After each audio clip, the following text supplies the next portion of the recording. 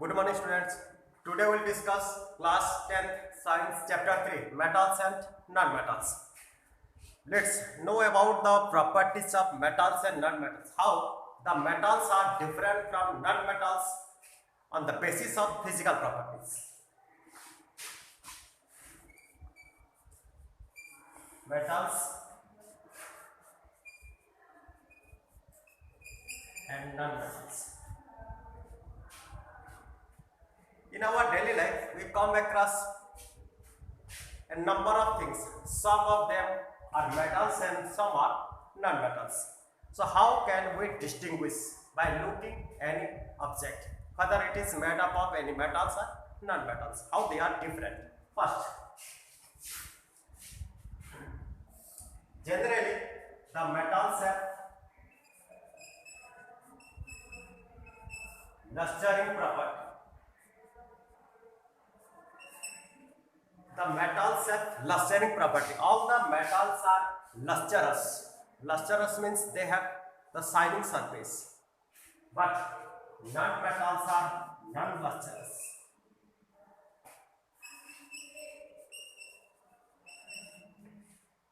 The non-metals they are non-lustrous. They will not shine. They have not shining surface, but except some non-metals like graphite. Graphite can show lustering property.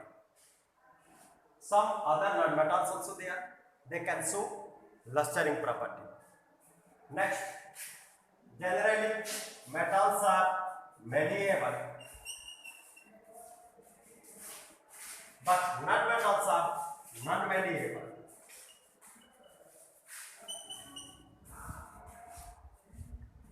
Metals are malleable. Malleable means when we want to make a sheet, we will hammer a piece of metal. After hammering, we get a flattened sheet. That property of the object is called malleability. We can get such type of sheet by hammering only from the metals. But when we hammer non-metals, we can't get that type of flattened sheet because non-metals are not malleability. They are non-malleable. Metals are malleable, non-metals are non-malleable. Next, metals have ductility. Ductility means we can make very thin wire by taking a piece of metal, but we can't get this thin wire from non-metals. So metals have ductility, but non-metals have non-ductility.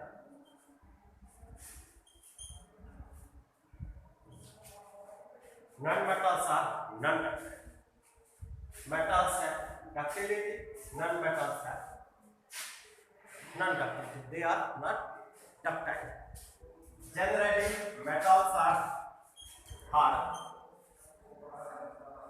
Generally, metals are hard. When we touch, then we feel hardness, the rigidity of the metal. Generally, they are hard, but soft metal also there. Like sodium, potassium, they are soft metal. They are this much soft that we can cut with the help of a knife. This much soft is there, like sodium and potassium. So generally metals are hard, but non-metals are generally soft. They are generally soft, except that diamond. Diamond is the hardest substance among all these metals and non-metals. Diamond is the hardest substance.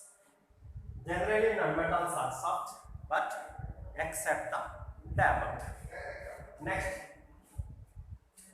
metals are good conductor of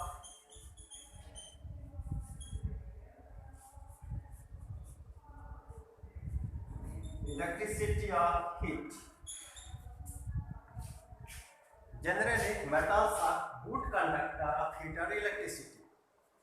Some of the metals will conduct less amount of electricity, some will conduct more amount of electricity. According to the nature of the materials, according to the resistivity of the metals, some will resist less, some will resist more. Like silver, it has very less resistance, so the conductivity of silver is maximum, it is more. But when we take that mercury, then it will show more resistivity, so it will conduct very less electricity. Next, non-metals are generally, these are not good conductor, or these are insulator.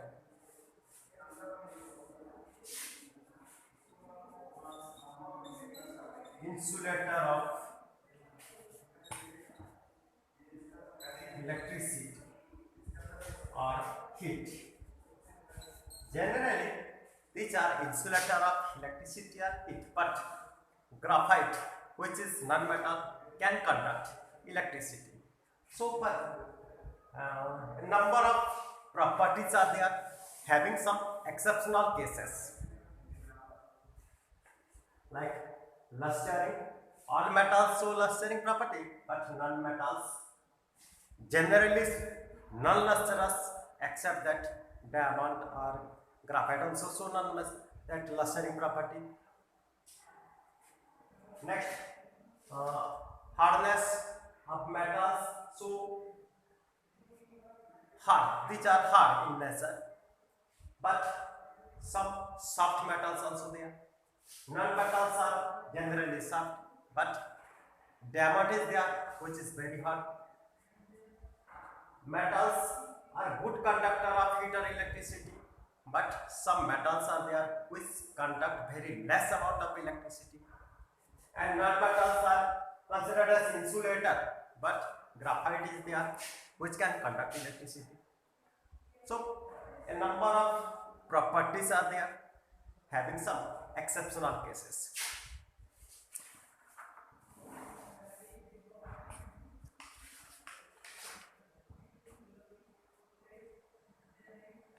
Next, we'll discuss about the chemical properties.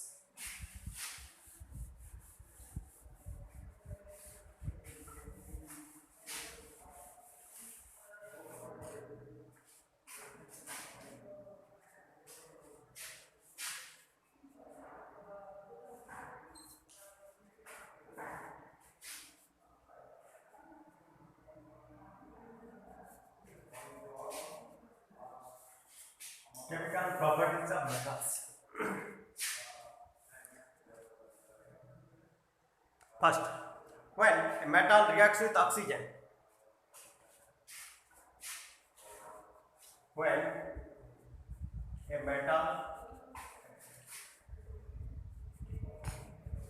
reacts with oxygen, then it forms the respective metal oxide. Then it forms metal oxide.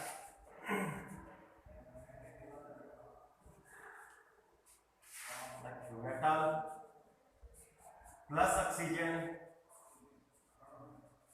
gives metal oxide. If we take any metal which react with the oxygen, then we get the metal oxide, like copper. Copper is metal. When it reacts with oxygen, O2, it gives metal oxide, that is copper oxide, CuO, copper oxide. Similarly, aluminium plus oxygen gives aluminum oxide, Al2O3, aluminium oxide. In this way, when we react any metal with oxygen, then we get the metal oxide. Next, take this aluminum oxide Al2O3. If we take this aluminum oxide and react with an acid and with base, what will produce? Let's observe. Aluminum oxide plus HCl. Here, this aluminum oxide react with hydrochloric acid. It gives aluminum chloride plus water. AlCl3 plus water. AlCl3 is the salt and water.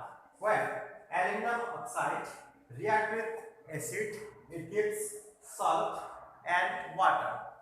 Just remind that neutralization reaction, salt and water will be produced when acid react with base. This aluminum oxide is a base.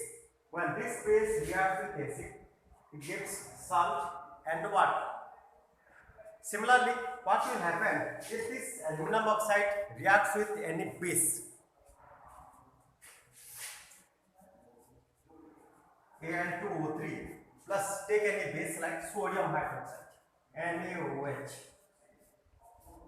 When aluminum oxide reacts with sodium hydroxide base, we get sodium aluminate.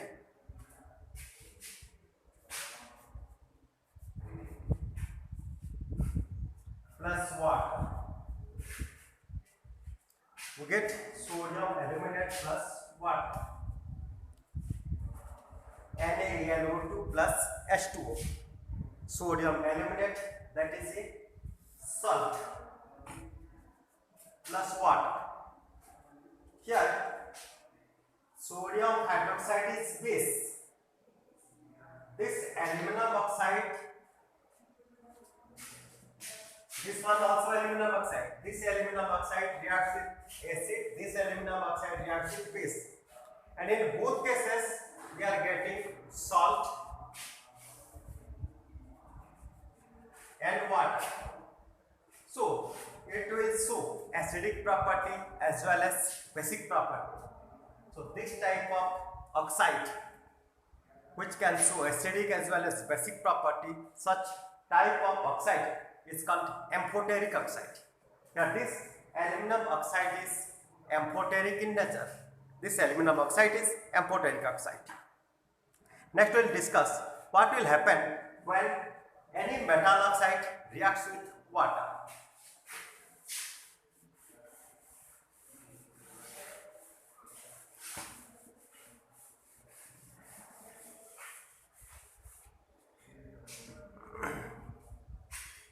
Let sodium oxide is there, Na2O. Sodium oxide, which is in solid form, reacts with water. This S stands for solid. When we write any chemical equation, we mention the physical state of the matter, like solid, liquid, gases, or aqueous solution. For solid, we write S. For liquid, we write L. And for gases, we write G. And for aqueous solution, we use AQ.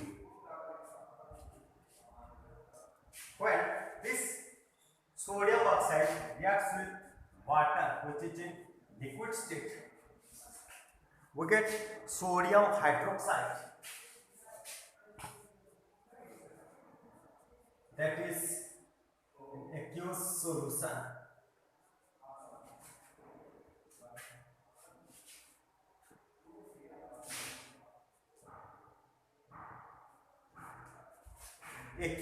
Aqueous solution. Some of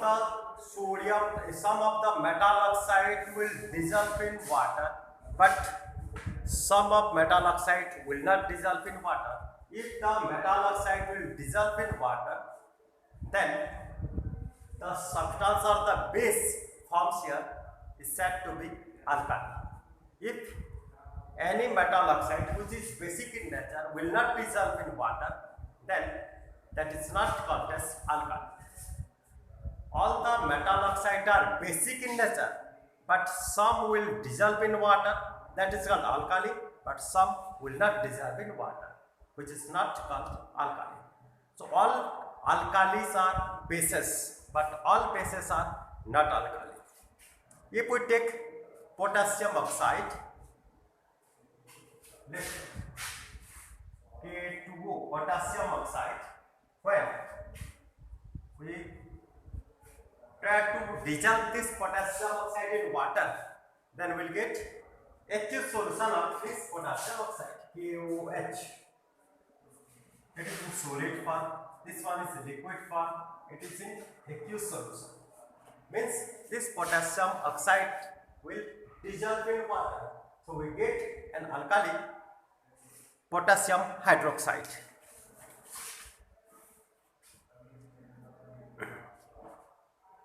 Next, we'll discuss what will happen when metal reacts with water. Second one is when a metal reacts with water, then it forms metal oxide and hydrogen gas.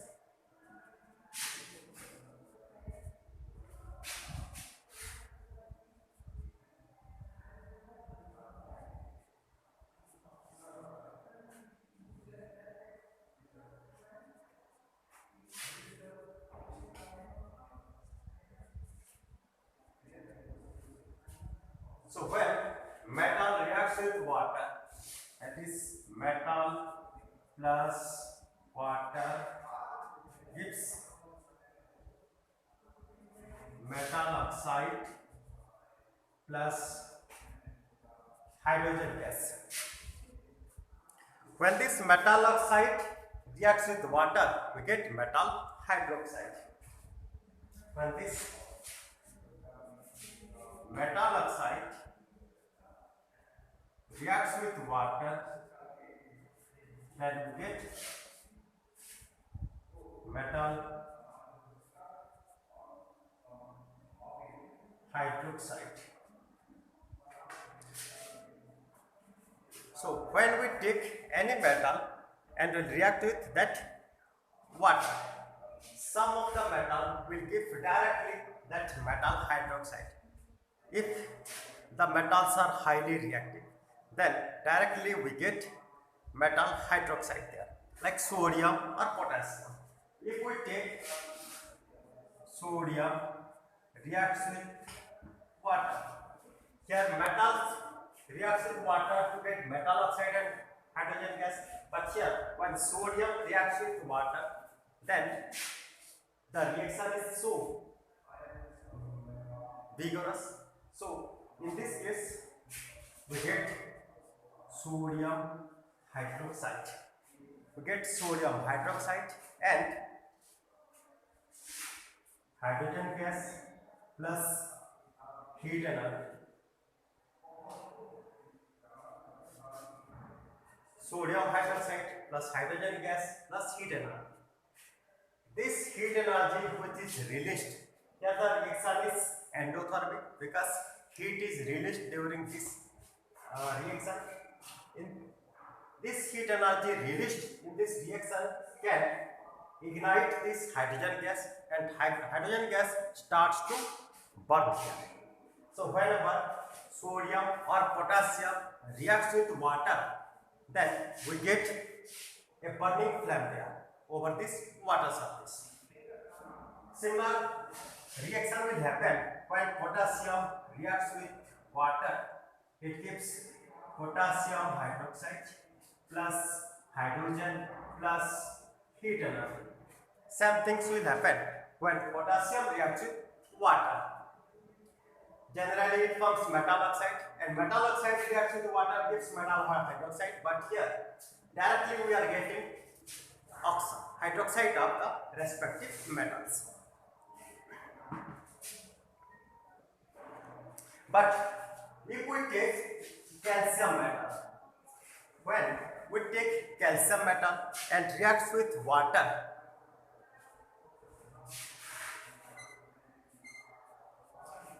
this calcium is moderately reactive. Here sodium, potassium are highly reactive, but the calcium, magnesium, they are moderately reactive. If we take this calcium metal and reacts with water to get calcium hydroxide, CaOH2, calcium hydroxide plus hydrogen gas. Only difference is that in case of sodium and potassium, it releases heat energy. That heat energy which is released can ignite this hydrogen gas, and the hydrogen gas will make a burning flame. But here, no heat energy is released. If heat energy will not release, then the hydrogen gas will not be burnt. So the hydrogen gas which are releasing from this reaction, then this hydrogen gas will stick with calcium hydroxide, this which is in solid form. So the hydrogen gas which is present in bubble form will stick all over the surface of calcium hydroxide, that makes the calcium hydroxide to float on the surface of water. It happens in calcium as well as in magnesium also. Magnesium plus water gives magnesium hydroxide plus hydrogen gas.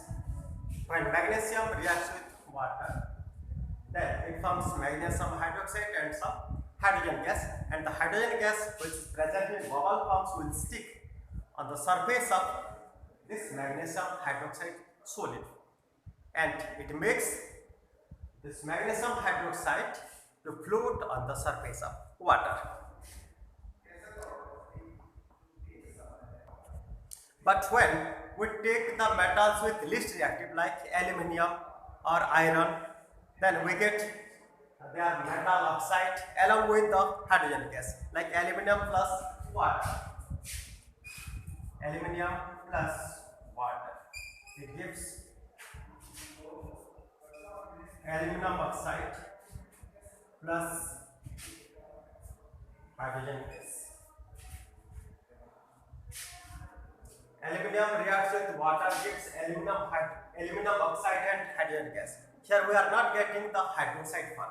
Even if in sodium, potassium, calcium, magnesium, in all these cases we are getting hydroxide of the respective metal, but in this case we are getting only the oxide of metal. When this aluminum oxide reacts with water, then we get aluminum hydroxide. Then we will discuss what will happen when a metal reacts with acid.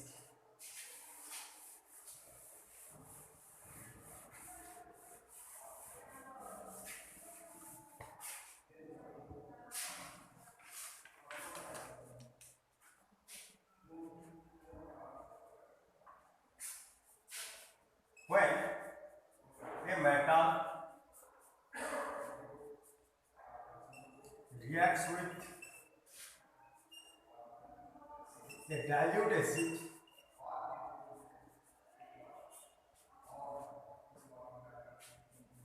then it gives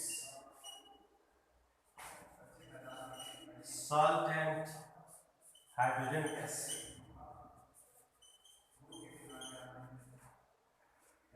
It gives salt and hydrogen gas. That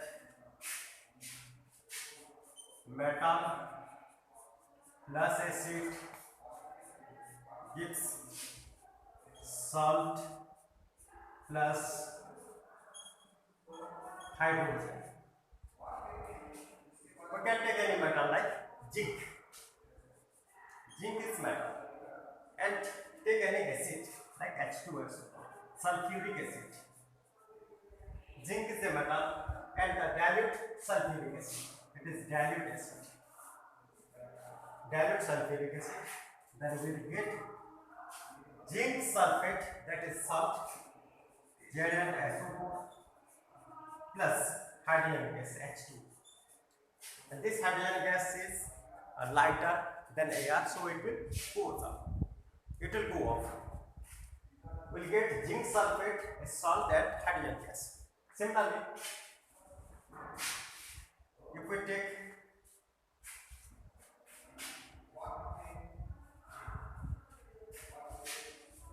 metal magnesium and hydrochloric acid, then we will get MgCl2 plus H2, magnesium chloride and hydrogen gas.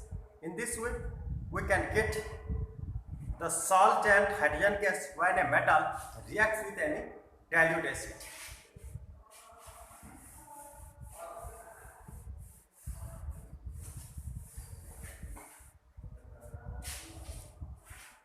Next,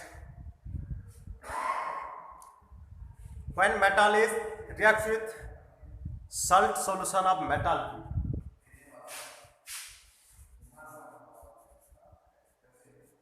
when metal E reacts with salt solution of metal B, then it forms metal B and salt solution of metal E. We have already discussed that displacement reaction in chapter 1. When a highly reactive metal or more reactive metal react with the solution of less reactive metal, a salt of less reactive metal, then displacement reaction happens, and the more reactive metal will displace the less reactive metal from its salt and it makes its own salt. Same thing happens here. Metal A reacts with salt solution of metal B, it gives metal B plus salt solution of metal E. Take zinc as metallic, add salt solution of metal B, that is copper sulfate, CuSO. Zinc metal is more reactive than copper metal. Since zinc is more reactive as compared to copper, then zinc can displace the copper from its salt and zinc will make its own salt. Here A is considered as zinc and B is considered as copper. Zinc is placed in place of A and copper is in place of B. So metal B, that copper plus zinc sulfate.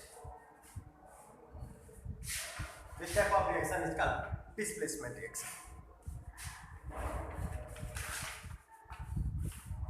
Next, we'll discuss how the metals and non-metals react each other.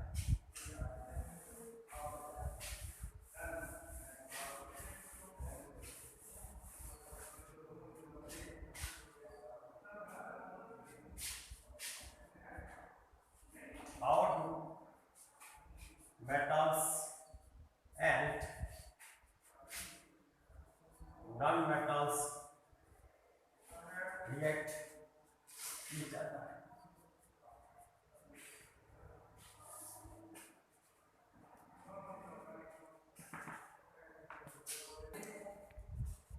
Let's take a metal sodium and a non-metal chlorine. Sodium, which is metal, and chlorine, that is non-metal. atomic number of sodium is 11 and atomic number of chlorine is 70. The electronic configuration of this sodium is 2, 8, 1 and that of chlorine is 2, 8, 7. Here the last orbit or the valence shell is not complete. In this case also the valence shell is not completed. Since the valence shell of both sodium and chlorine are not completed, they will not show inertness. So all the metals and non-metals, they try to show inertness by fulfill their valence shell. Since it has only one electron in its valence shell, so it can be inert if one electron will be donated from this sodium or the sodium accept 7 more electrons, but it becomes easy for the sodium if it loses one electron. So it tries to lose one electron. Similarly, chlorine can show inertness by gaining one electron or by losing 7 electrons, but it is easier to accept one more electron. If one electron is gained by sodium, then the sodium atom electronic configuration 2 and 8. If chlorine gain one more electron, then the configuration of chlorine becomes 2, 8 and 8. In both sodium and chlorine, they will show inertness.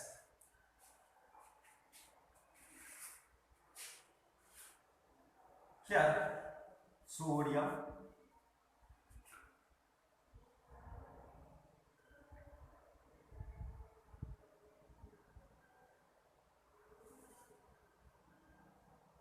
one electron is there. This one electron is lost by sodium, and the chlorine, which has 7 electrons in its outermost shell.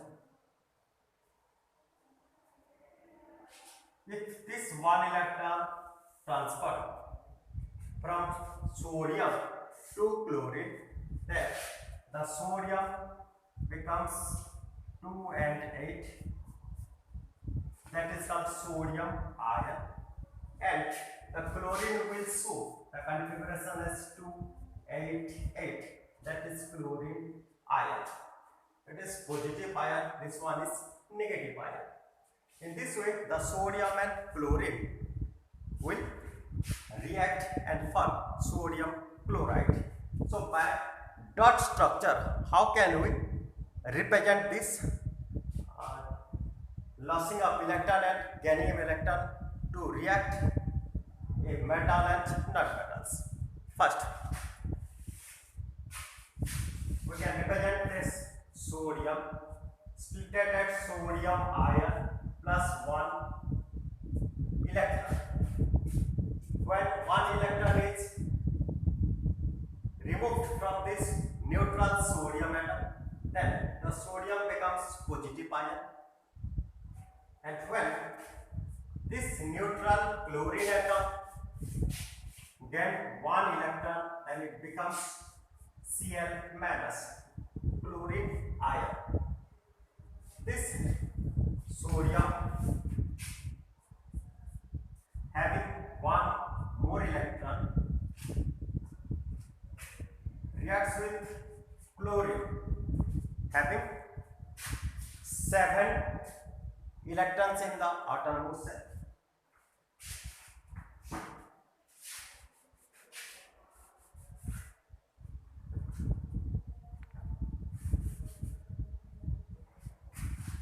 This sodium has 1 electron in valence shell plus chlorine having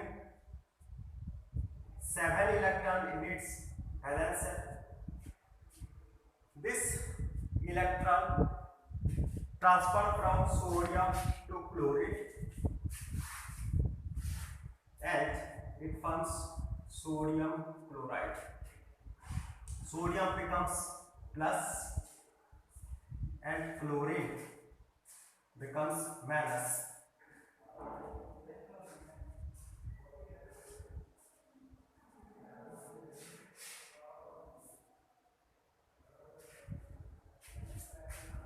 Here sodium becomes plus and this chlorine becomes minus. It is positive ion, negative ion. We get sodium chloride. This type of structure is called electron dot structure. So every the salt which is formed by the reaction of metals and non-metals, even if it is covalent or ionic bond, if it is covalent one or by ionic one, by any one, the compound forms can be represented by electron dot structure in this way.